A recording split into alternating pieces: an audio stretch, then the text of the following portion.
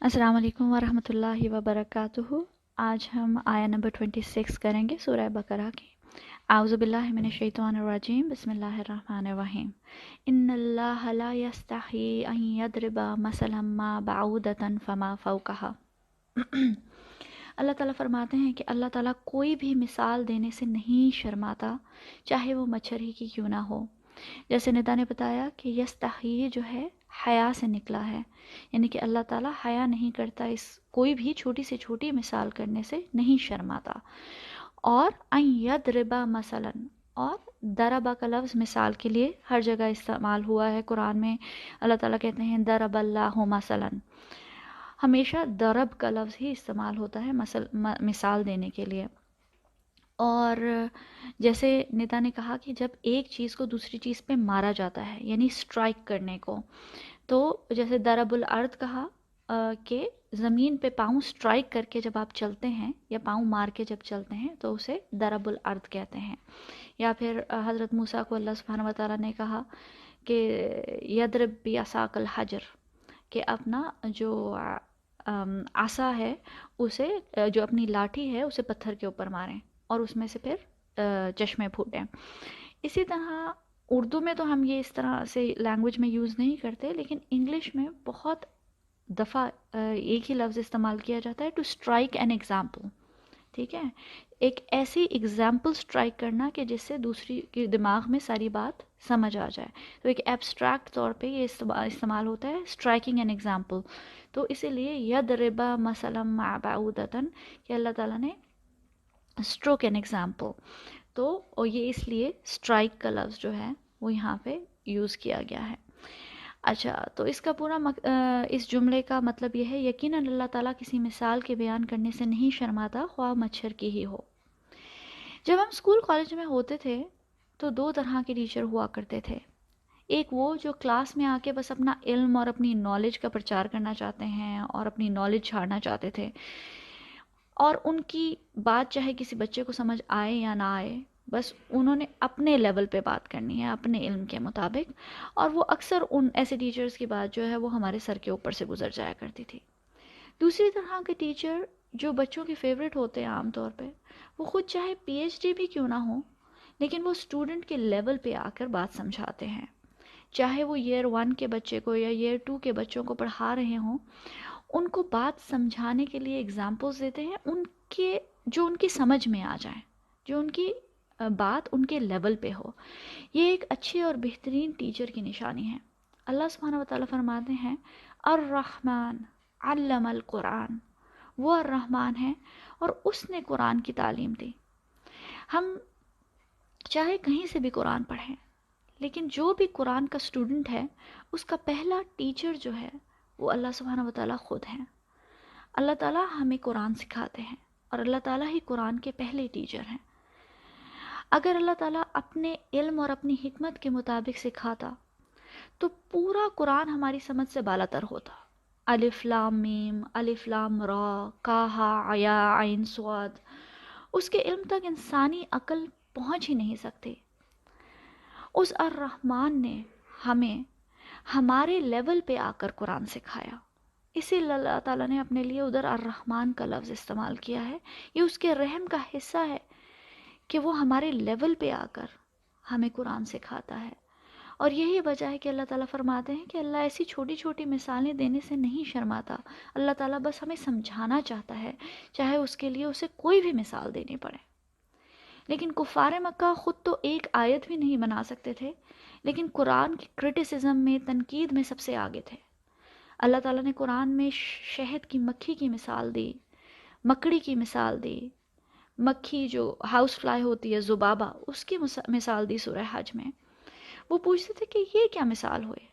इसके रिस्पॉन्स में ये आयत का जवाब आया कि इन्नल्लाह ला यस्तही अन यदरिबा मसलन मा बाउदतन, कि अल्लाह ताला किसी मच्छर की मिसाल देने से भी नहीं शर्माता। फिर एक बहुत इम्पॉर्टेंट बात यह है कि मच्छर को हकीर सिर्फ वही समझ सकता है जिसका इल्म महदूद है। आज साइंस ने तरक्की की और हम मच्छर के बारे में बेशुमार बातें जानते हैं जिनको सुनकर अकल दंग रह जाती है। اللہ تعالیٰ نے انسان کو عقل، سمجھ، علم دیا تاکہ ہم اللہ کی کریشن کو، اللہ تعالیٰ کی مخلوقات اور اللہ تعالیٰ کی تخلیق کو سائنس کے تھرو سمجھ سکیں، اللہ تعالیٰ کی نشانیوں اور اللہ تعالیٰ کے معجزات کو دیکھ سکیں۔ اللہ تعالیٰ کی کوئی بھی تخلیق حقیر نہیں ہے۔ ہمیں خاص طور پہ اللہ تعالیٰ نے فکر کا حکم دیا ہے۔ جہاں اللہ تعالیٰ نے ذکر کا حکم دیا، جیسے قرآن ذکر ہے، نماز ذکر ہے، جو ہم تسبیح کرتے ہیں وہ ذکر ہے، وہاں اللہ تعالیٰ نے ہمیں غور و فکر کا بھی حکم دیا کہ جو میں نے تخلیق بنائی ہے اس میں نے تمہارے لیے نشانیاں چھپا کے رکھی ہیں۔ اس لیے اگر مچھر کا ذکر قرآن میں آیا ہے تو یہ اللہ تعالیٰ ہمیں پرومپٹ کر رہے ہیں کہ ہم مچھر کے بارے میں زیادہ جانیں کہ یہ اللہ تعالیٰ کی کیا کریشن ہے اور اللہ تعالیٰ نے اس میں کیا میریکلز چھپائے ہوئے ہیں۔ اگر ہم اللہ تعالیٰ کے میریکلز کو سمجھنے کے لیے، اللہ تعالیٰ کی آیات کو سمجھنے کے لیے مچھر کے بارے میں ڈاکیومنٹریز دیکھیں گے تو وہ ڈاکیومنٹری دیکھنا بھی ہماری عبادت بن جائے گی، کیونکہ اللہ تعالیٰ نے ہمیں جہاں ذکر کا حکم دیا ہے وہاں اللہ تعالیٰ نے ہمیں فکر کا حکم بھی دیا ہے۔ آج مچھر کو دنیا کا ڈیڈلیسٹ جانور کہا جاتا ہے۔ ایک سال میں مچھر سے تقریباً 1 ملین بندہ مر جاتا ہے۔ کسی اور جانور سے اتنی ڈیتھس نہیں ہوتی۔ ابھی بھی لاہور میں اتنا ڈینگی پھیلا ہوا ہے، یلو فیور مچھر سے ہوتا ہے، اور کتنے سالوں سے ملیریا جو ہے وہ لوگوں کی جانیں لے رہا ہے۔ یہ کتنی بڑی آیت ہے، کتنی بڑی نشانی ہے اللہ تعالیٰ کی کہ انسان اپنے آپ کو اتنا عظیم اور مچھر کو حقیر سمجھتا ہے، اور وہی چھوٹا سا مچھر ایک نمرود جیسے بادشاہ کو جو خدائی کا دعویٰ کرتا ہے اس کو چند منٹوں میں، چند گھنٹوں میں مار سکتا ہے۔ پھر اللہ سبحانہ وتعالیٰ نے یہاں فیمیل ماسکیٹو کی بات کی ہے، بعودتاً، تا مربوطہ جو ہے وہ فیمیل ماسکیٹو کے لیے استعمال کیا جاتا ہے۔ آج سائنس ہمیں یہ بتاتی ہے کہ صرف فیمیل مچھر انسانی خون پی سکتی ہے، یعنی کہ میل نہیں۔ میل اور فیمیلز دونوں جو ہیں وہ پھولوں کے رس پہ فیڈ کرتے ہیں، لیکن صرف فیمیل جو ہے وہ انسان کا خون پیتی ہے، کیونکہ اسے انڈے اپنے بنانے کے لیے اس نیوٹریشن کی ضرورت ہوتی ہے۔ جسے انسان حقیر سمجھتا ہے وہ ایک بہت ہی کمپلیکس اللہ تعالیٰ کا جانور ہے۔ اللہ تعالیٰ نے صرف مچھر کی تقریباً 2700 سے زیادہ سپیشیز ہیں۔ ایک مچھر کی 100 سے زیادہ آنکھیں ہوتی ہیں۔ ایک مچھر میں 3 دل ہوتے ہیں۔ مچھر کا کتنا چھوٹا سا منہ ہوتا ہے، اس میں 48 دانت ہوتے ہیں۔ مچھر کی ناک میں 6 طرح کی چھریاں ہوتی ہیں، اور ہر چھری کا اپنا کام ہوتا ہے جو وہ ڈپلوائے کرتا ہے جب وہ انسان کو اپنی فیڈ لینے کی کوشش کرتا ہے۔ 1 سیکنڈ میں مچھر کے پر 500 سے زیادہ بار پھڑپڑاتے ہیں۔ اللہ کی رحمت دیکھیں کہ اللہ سبحانہ وتعالیٰ نے مچھر کو ایک ایسا کیمیکل دیا ہے کہ مچھر جب انسان کا خون چوسنا چاہتا ہے تو اس سے پہلے اسے لوکل اینستھیزیا دیتا ہے۔ وہ لوکل اینستھیزیا ہمیں درد نہیں ہونے دیتا کہ مچھر کی بائٹ کا اور سٹنگ کا، اور نہ ہی بس ہلکی سی کھجلی ہوتی ہے، لیکن ہمیں درد نہیں ہوتا، نہ ہی اس کے خون چوسنے سے ہمیں تکلیف ہوتی ہے، کیونکہ وہ پہلے ایک لوکل اینستھیزیا ہمارے اندر انجیکٹ کرتا ہے۔ پھر مچھر کے پاس بلڈ ٹیسٹ کرنے کا بھی میکانزم ہے۔ مچھر کو ہر طرح کا بلڈ نہیں پسند، تو وہ پہلے آپ کی بلڈ ٹائپ چیک کرتے ہیں اور پھر وہ آپ کا بلڈ سک کرتے ہیں، کیونکہ اسی لیے اکثر ہم دیکھتے ہیں کہ کچھ لوگوں کو بہت مچھر کاٹتا ہے اور کچھ لوگ ساتھ لیٹے رہتے ہیں، ان کو مچھر کچھ نہیں کہتا، اور ہم لوگ اکثر کہتے ہیں اس کا خون میٹھا ہے، لیکن یہ کہ وہ اللہ تعالیٰ نے میکانزم دیا ہے مچھر کو کہ وہ بلڈ ٹائپ چیک کر سکتا ہے۔ اور اب ریسرچ کہتی ہے کہ مچھر کو زیادہ تر او ٹائپ کے بلڈ پسند ہے، یعنی کہ او پازیٹیو ہے، او نیگیٹو۔ اور پھر جب اللہ تعالیٰ نے فرمایا فما فوقہا، اور جو اس کے اوپر ہے، تو اسکالرز اس پہ کنفیوز تھے، اور جو اس کے اوپر ہے کا مطلب بہت سے اسکالرز نے یہ کہا کہ اس سے حقارت میں جو اس سے بھی چھوٹی چیز ہے، یا پھر یہ کہ مچھر چھوٹے سے چھوٹا جانور اور اس کے اوپر جتنے بھی جانور ہیں اس میں سے کسی کی بھی مثال دینے سے اللہ تعالیٰ نہیں شرماتا، کیونکہ فوقہ کا مطلب اوپر اور تحتہا کا مطلب نیچے ہے۔ تو اگر اللہ سبحانہ وتعالیٰ نے فرمایا ہوتا فما تحتہا کہ اس سے بھی نیچی چیز، اس سے بھی چھوٹی چیز، یا پھر فما صغیرہا اس سے بھی چھوٹی معمولی چیز، لیکن آج اللہ نے انسان کو اتنا علم دے دیا کہ مچھر کے اوپر اس کا اپنا ایک پیراسائٹ ہوتا ہے، ایک چھوٹی سی ایک چیز جو مائکروسکوپک ہوتی ہے، وہ اس کی کمر کے اوپر بیٹھتی ہے اور مچھر سے اپنی فیڈ لیتی ہے، فما فوقہا، اور جو مچھر کے اوپر ہے، جو ہم اپنی آنکھ سے دیکھ بھی نہیں سکتے، ہمارے پاس اس کوئی طریقہ نہیں ہے سوائے اس کے کہ وہ مائکروسکوپ سے اس جانور کو، اس حقیر چیز کو دیکھا جا سکے۔ اللہ تعالیٰ کہتے ہیں میں اس کی مثال دینے سے بھی نہیں شرماتا۔ جب تک انسانی سائنس ترقی کرتی جائے گی، قرآن کے معجزات سامنے آتے جائیں گے، اور یہ قرآن بے شک قیامت تک کے لیے ایک میریکل ہے۔ پھر آگے اللہ سبحانہ وتعالیٰ فرماتے ہیں فَأَمَّا الَّذِينَ آمَنُوا فَيَعْلَمُونَ أَنَّهُ الْحَقُّ مِن رَبِّهِمْ، جہاں تک تو ایمان والوں کی بات ہے تو وہ بہت اچھی طرح سے جانتے ہیں کہ یہ اللہ کی طرف سے حق ہے۔ وَأَمَّا الَّذِينَ كَفَرُوا فَيَقُولُونَ مَاذَا أَرَادَ اللَّهُ بِهَذَا مَثَلًا، اور جہاں تک کافروں کی بات ہے تو وہ کہتے ہیں اس مثال سے اللہ تعالیٰ کا کیا مقصد ہے، کیا ارادہ ہے۔ اب تک تو ہم نے ٹیچر کی بات کی کہ کیسے اللہ تعالیٰ ایک بہترین ٹیچر ہے جو اپنی آڈینس کے علم اور عقل کے مطابق سکھاتا ہے، کبھی بار بار ریپیٹ کرتا ہے، کبھی اپنی باتوں کو، اپنی میسیجز کو، قرآن میں آپ دیکھیں بہت زیادہ ریپیٹیشن ہے تاکہ بار بار ریپیٹ کرنے سے دماغ میں بات بیٹھ جاتی ہے۔ کبھی اللہ سبحانہ وتعالیٰ مثالیں دیتے ہیں، کبھی اپنی تخلیق کے بارے میں بتاتے ہیں، تو کبھی ہسٹری کے بارے میں بتاتے ہیں کہ شاید کسی طرح سے ہماری چھوٹی عقل میں بات بیٹھ جائے۔ لیکن اسٹوڈنٹ بھی دو طرح کے ہوتے ہیں، ایک وہ جو ٹیچر کی مثال کو سمجھ کے اس کا مقصد سمجھتا ہے، اس کی گہرائی تک پہنچتا ہے اور میسج لے لیتا ہے، دوسرے وہ جو مثال میں ہی الجھ کے رہ جاتے ہیں کہ یہ کیا مثال ہوئی۔ اکثر اسٹوڈنٹس کلاس سے نکل کے ٹیچرز کا مذاق اڑا رہے ہوتے ہیں کہ آج دیکھا ہے یہ سر نے کیا بات کی تھی۔ ایسے اسٹوڈنٹس ہمیشہ عام طور پر فیل ہو جاتے ہیں، جو ٹیچرز کی ہی کو ہی کرٹیسائز کرنا شروع کر دیتے ہیں۔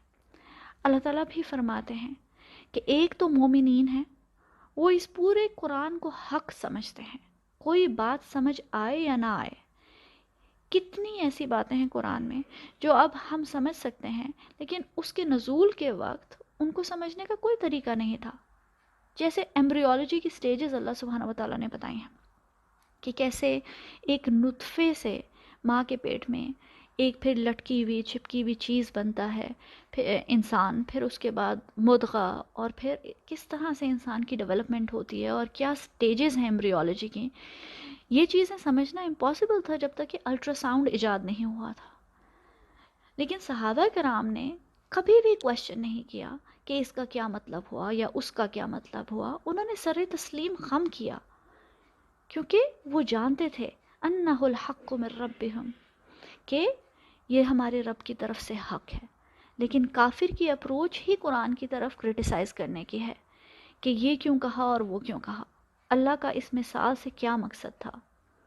یہ آیت ہمارا ایٹیٹیوڈ بھی سیٹ کرتی ہے قرآن کے بارے میں کہ ہم قرآن پڑھیں تو انٹلیکچول ہیوملٹی کے ساتھ پڑھیں، اپنے آپ کو سب سے زیادہ انٹیلیجنٹ سمجھ کے اور سمارٹ سمجھ کے قرآن کی طرف اپروچ نہ کریں، سر جھکا کے اپنا ایٹیٹیوڈ ہیوملٹی والا، عاجزی والا بنا کے قرآن کو اپروچ کرنا چاہیے۔ کچھ باتیں ہمیں ابھی سمجھ آ جائیں گی، شاید کچھ آج سے 50، 100، 200 سال کے بعد انسان کو سمجھ آنے لگیں جب سائنس اور ترقی کر جائے، اور کچھ ایسی باتیں ہیں جو شاید ہمیں صرف روز قیامت سمجھ آئیں۔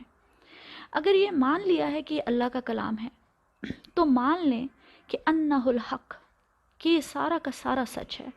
اللہ تعالیٰ فرماتے ہیں سورہ آل عمران میں کہ اس میں کچھ آیتیں محکمات ہیں جن کا میننگ بالکل کلیئر ہے، پھر کچھ ایسی آیتیں ہیں جو متشابہات ہیں، یعنی کہ جن کا مطلب تمہیں سمجھ نہیں آ سکتا، اس کا مطلب متشابہ ہے، مکسڈ ہے، ان کلیئر ہے۔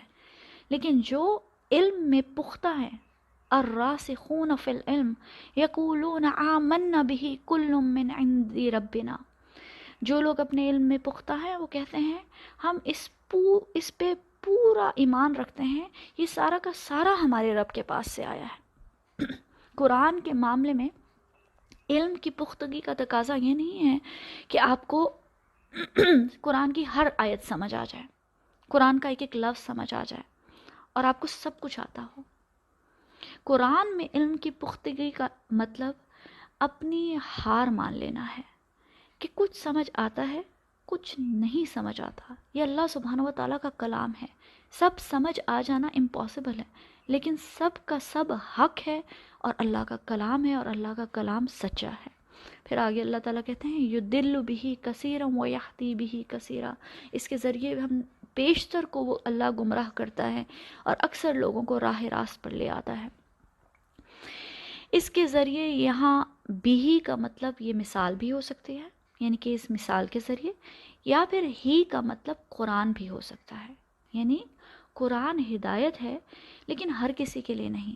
ہدی للمتقین، اور یہی قرآن اگر غلط ایٹیٹیوڈ سے پڑھا جائے تو بھٹکنے کا باعث بن سکتا ہے.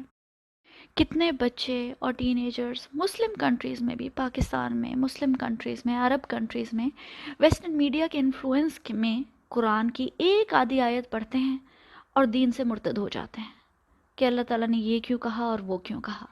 ایک ایگزامپل میں پہلے بھی دے چکی ہوں کہ ایک شخص بہت دیندار تھا، اپنی فیملی میں بہت ہی زیادہ دین والا تھا. اس نے اپنی شادی بھی پوری دین کے احکامات کے مطابق گزاری، کپڑے بھی وہ دین کے مطابق پہنتا تھا، یعنی کہ پورا ریلیجس.